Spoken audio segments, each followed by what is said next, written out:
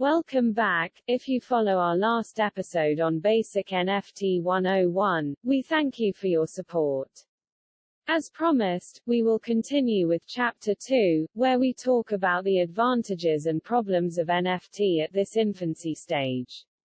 We also hope to give you free tips to start your NFT investing journey. Before we start, for those yet to watch our first episode, we highly recommend you to do so as it will help you understand better what we discuss here. I will leave a card above. Remember to show your support by subscribe, like and share. Thank you. There are 5 distinct advantages to these tokens. Like if you're an artist, you've got a new way to earn, and fans of your art, they've got a new way of supporting you. Instead of just transferring you a donation by PayPal, they're getting a piece of your history in exchange.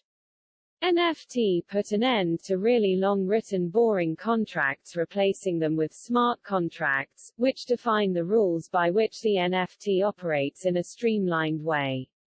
So, for example, a designer can set a direction such that every time their item is bought or sold, they get a 20% cut. NFT are a dream for a lot of collectors. I get the fact that they don't do anything might sound kind of dumb, but there are plenty of people who gain pleasure just from knowing that they have something rare. I mean, think of trading cards. Why did this Cobalion Pokemon card sell for $200,000? It was not because it was good at battling, it's just hard to find, and so through NFT, the fact that you can be the sole owner of the token for a digital piece authenticated via a completely fraud-proof system. You can see how it might give collectors a similar thrill. 4. It's not just creators. Anyone can make money of NFT because they can be traded. Each NFT has a market value, and we've seen plenty of cases like the one of this CryptoPunk face over here, which was originally bought for less than $30 and has recently sold for $11.75 million. And I guess even more important is that the NFT market is seen as a reasonably accessible place to invest. It's not like the stock market, which can be intimidating for a lot of people, and it's not like the housing market where you might need hundreds of thousands of dollars just to get started. Finally, NFT give people a sense of belonging. I think a big part of why people buy them is to feel like they're in a club. For example, there's one collection of NFT called the Bored Ape Yacht Club, 10,000 unique ape images, for which the cheapest one is actually going for over $200,000 right now. But the point is, you'll regularly find that the people who own these NFT will use these photos everywhere, kind of like a symbol of pride that they're part of this exclusive group. And then on top of that, the creators of this Bored Ape Yacht Club, they even organize physical get-togethers for people who own Bored Ape NFT, although this is the exception more than the rule though. This leads me on to the problem, the highly complicated issue. I believe in the core technologies and the potential benefits of vanities.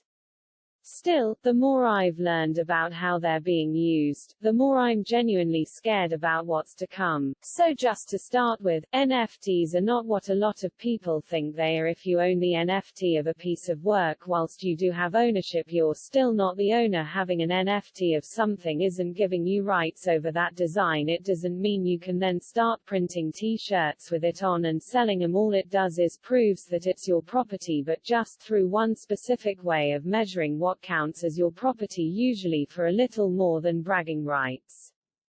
Even though NFT may have started out being all about respecting the artists, as of right now, the majority of them are not being made by the lone creator pouring their heart and soul into their work.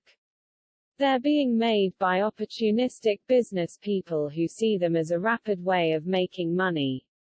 Like, just as an example, take the Lazy Lions, another collection of 10,000 unique, unbelievably expensive avatars just as ugly as the apes but now in lion form, and if you look closely at this collection, you'll start to notice something, that certain facial features keep reappearing, and that's because Lazy Lions are not the work of a passionate individual who's genuinely trying to design creatures with the real character. They're mass-produced computer-generated cash grabs.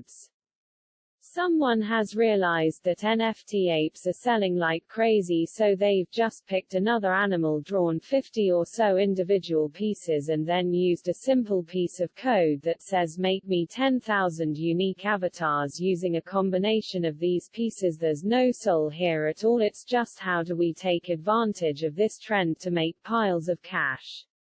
Another example, one of the most ridiculous concepts I've seen people talk about recently, is this idea of buying digital land. There's a real site you can go to called Next Earth, who've mapped out the entire planet and for the right price will allow you to buy any area of land you want, and no joke, hundreds of thousands of people have swarmed to this platform with the simple logic that, well, physical land is worth so much now.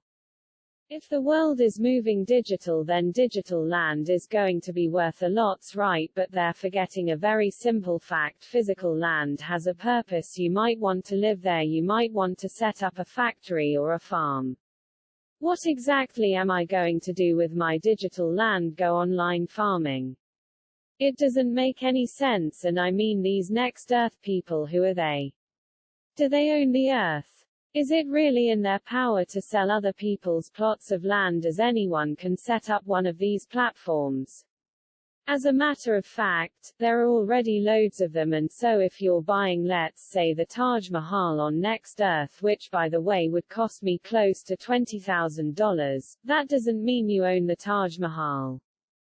It doesn't mean you even virtually own the Taj Mahal. All it means is that you have a token that proves it's your property on one of these unlimited numbers of platforms. It's the literal equivalent of paying an entire year's worth of savings to buy land in a video game, except it's not even a game, and things get far worse when you see the way that some celebrities have used and been used by NFT. Twitter is full of thousands of famous people dropping NFT left, right and center, offering incentives to fans who buy the super expensive ones, like getting to meet them, for example, and that might sound fine, but you can tell that it's coming from a place of just trying to cash in. Almost all of these celebrities' NFT are little more than just repurposed photographs from the past, and the perks that come with them are really things that should be worth hundreds, but through the current hype of NFT they're trying to get fans to pay tens of thousands for. But this is nothing compared to what I saw the other week. So Stan Lee, the now deceased creator of Marvel, apparently came back from the dead to promote an NFT collection, and at this point, it is just sad this guy died in 2018.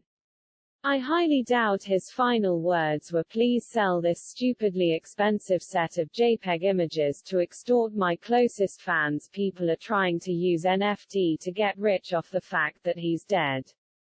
Fun fact, Stan Lee also loved charity to the point where he set up his own foundation. How about raising money for that? It would definitely be a better way of preserving his legacy, that's for sure. The exact same thing happened with the painter Bob Ross. He was known as the guy who inspired the joy of painting with his beautiful sweeping landscape art, and would you believe it, his legacy is now being honored with, well, this by the Funko Figure Company, and to be honest, I think this goes against everything the guy stood. The company claims his legacy was about investing in paintings. No, it wasn't. He wanted people to buy paint and make the art. He would openly say that he didn't want his name to be used for mindless generation of profit, and yet after his death, they're using every bit of goodwill that his name had left to effectively print money. However, there's an even more fundamental question around NFT. As you've seen, they're basically just a way to create artificial scarcity for something, to make something that was previously unlimited to limited. But in the vast majority of cases, is that really a good thing? I'll give you an example. The gaming company Ubisoft came out with a brand new scheme, Ubisoft Quartz. They're telling players that in their future titles, they'll be able to earn one-of-a-kind game items that are also tradable NFT, and you could say that's great tangible to aim for while playing. That's awesome, as I can sell that NFT for money as it's completely unique, but this basically dangling a carrot for millions encouraged them to play an unhealthy amount of time, just a chance to win. Also making the game less inclusive and fun for people who can't afford it, no matter in terms of time or money. The other alternative situation is if there are tons of these NFT items to go around for everyone and they're all kind of similar, just with one slight unique change, but the NFT respect of it becomes meaningless. I understand there's a brag factor of owning an NFT for, let's say, an in-game weapon, and this NFT made you the owner of that weapon, and it meant that you could take that weapon from this game to the next and still keep ownership. That's a legitimate value add, but it won't do that as much that we hope as complex nature different games using different engines and physics systems and bases of code.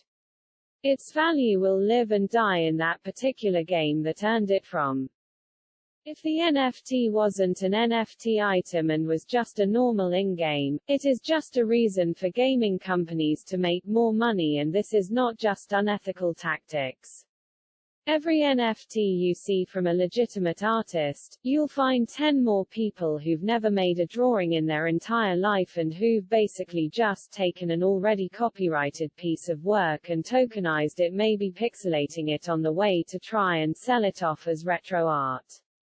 All that said, if you still want to buy NFT and don't know any idea where to start, this is not financial by any means, but this is the way I look at it. The majority of perceived value if coming from the technology they're based on as opposed to what they actually are.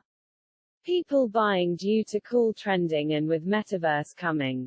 Buy an NFT if you like a piece of art and you want to support that artist or enjoy that game.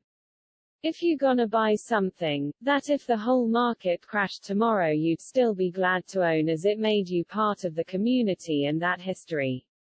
Please do your own research before any investment. Don't invest money you can't afford to lose. Absolutely don't invest money for basic needs, education or retirement. Hope you learned something helpful today. Please take care.